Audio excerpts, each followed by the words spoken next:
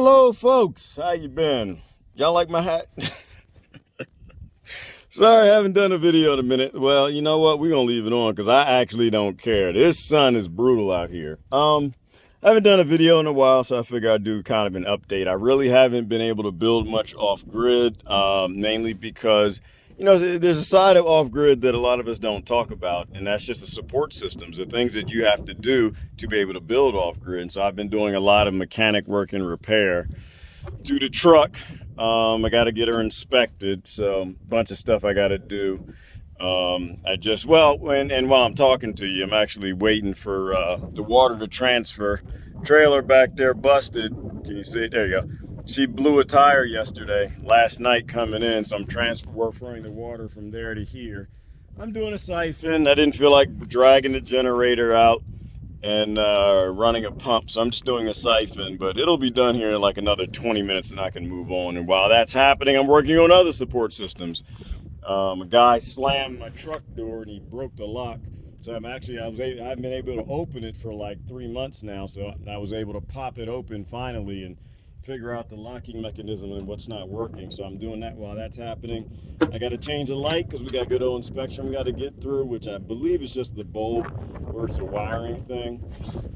I got to change the lift in the truck because I broke a strut. If y'all remember that, probably about 8 months ago, and I had to put an emergency strut in to get my truck out the desert. But I've had a 1 inch difference because it had a 2-inch lift on one side. So this side is the right side is lower. So I got to replace that. And what else? And then, I guess around that part, I got to replace the tires on that trailer. When I take it in, I'm going to take that tire as well and probably replace all of them. So I have about 3 trailer tires I got to fix, and I got to weld the big trailer.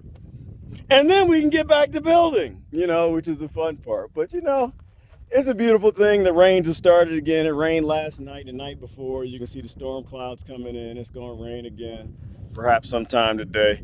So, but that's kind of what I've been up to. Then there's the electric dog fence, or the electric fence that is completely up. But I think because it was failing early on, it probably drained the battery. So I've been letting the battery kind of charge for about 2 or 3 days.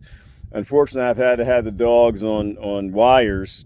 And I don't like it. They love running around. They love their freedom. But I can't let them run out here because of the next status update.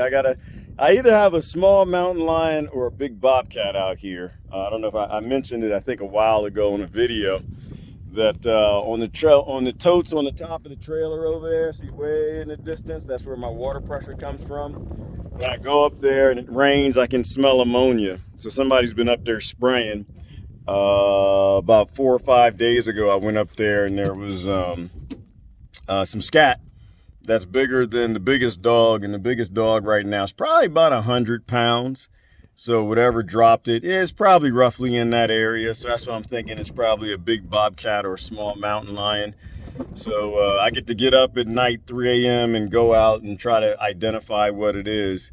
Either way, as long as it's not a nuisance, it doesn't matter. So, the difference between a mountain lion that's doing a great thing and coyotes that are doing great things and bobcats that are doing good things are the ones that kind of fit in the ecosystem. They're still going after their own food. They're not going after my chickens or my dogs or me or livestock. They serve a buffer around you. And this is what I'm saying. If you don't know if your mountain lion is a nuisance, you should leave it alone. Because that mountain lion is eating prey surrounding you, or you're in its territory. And as long as it's eating the prey, then another mountain lion is going to have trouble moving in. And it's not going to let it. See, it's better to have a mountain lion that moves in. And this was probably about 100 feet outside my fence line, that stays outside the fence line. It's happy hunting its natural prey instead of coming after yours. It's better to have that than a mountain lion that doesn't know how to hunt. A mountain lion that doesn't really care about hunting, or the mountain lion that wants your chickens or you or your dog. So this is why you don't want to just random willy-nilly take out, predators out here. We need the predators as much as we need the water. They serve a critical service. It's better to have a gang of coyotes around, a pack of coyotes around that don't bother you because they're great at hunting, than a pack of coyotes that suck. And so they got to come after your chickens or your dogs or your kids, So that's kind of what I've been dealing with. But I'm bringing it to an end. I suspect I'm gonna have this truck wrapped up, all the mechanic work I gotta do on it, in another 2 or 3 days. And then we'll get back to doing the dams. And so that probably is the highest priority right now, is the dams. And plus we're planning another work week, which is probably going to be early October. So got to go through the details of the last work week we had, what worked well, what didn't work well. Well, work and learning and fellowship and fun and campfires, all that good stuff. Uh-oh, multiple windows closed, too hot, so we're heating up. So this video is about wrapped up anyway. Only had like a minute left of space. So anyway, and to answer the question about my hat, if any questions come about, yes, this is a female hat. Not really concerned with that. Nothing out here cares. Does anybody care that I got a woman's hat on? Nobody cares, so I'm not worried about that. It's keeping the sun off my head. Looks like this tote's probably about another 10 minutes she'll be done or something like that. Then I'll get in. You know, you worry about on-grid stuff on-grid. I don't live on-grid, I live off-grid. So my hat with a hole in it, tattered, falling apart, and made for a female is completely insignificant. Somebody left it here, and dagnabbit, I'm gonna use it as long as the sun is beating in on my head. And then we'll get back to dams. I think what I'm gonna do is just give you guys a diagram and show you, Anyway, I'm out of recording space, so that's it. And I noticed this buzzard keeps circling me. And I wonder what that means. Out in the middle of nowhere, I think he thinks that I'm gonna die. So he's gonna get himself some organic pickings. It's not gonna happen, not today. Maybe tomorrow, brother, not today. Anyway, get back to it. We're almost done. I need to turn the siphon on now. This sucker is down as low as she can be. And then I'm gonna see if I can do something with this tire, which I don't see a hole. So it may have just blown out. Blown off the rim, as opposed to yeah, you know what, well, hang on, what's that? Yeah, it might have just blown off the rim. The rim's bent right there, as opposed to it being a hole. So I might just be able to pump the sucker back up. And if you don't know how to do that, a good way is using dishwashing liquid. If you don't have a good compressor, which I don't at this point in time, thank you to my Patreon people, because I might actually be able to get me a nice compressor. Grown man compressor one day, the Dollar General $16 compressor.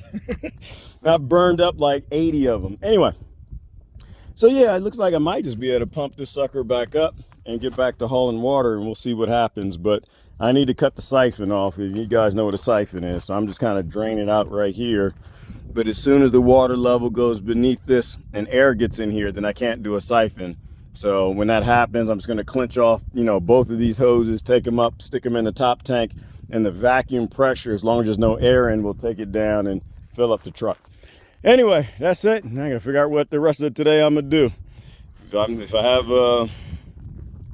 I get a minute, I might be able to jump on the Bobcat. Been working with that as well. Guy souped it up. It's an amazing machine. Methuselah drove it. Just been in business since 4,000 years ago, but that's not the point. I love my M371 Bobcat, but when he did that, he souped it up and he put a flywheel on the wrong side. So I've got a 1/4-inch belt. I've got a 1/4-inch belt and a 1/4-inch flywheel and a 1/2-inch flywheel. So that's kind of an issue. So, but what I did is I'm thinking if I change the size of the belt, that might deal with the size differential and just keep enough pressure on to keep the belt on temporarily. And I'll change the pulley in the winter time when I don't need it, when I can do some refits on it. And I think that might do it. Here she comes again. I saw that shadow. She's just waiting for me to go ahead and expire. But anyway, that's about it. If I can get that Bobcat belt on, I might play with that a little bit and fill in some of the fence holes that the dogs can get out. And that'll be my excuse to playing on the Bobcat today. So anyway, this is Gerard. Let me get back to work. Catch y'all later. Bye-bye.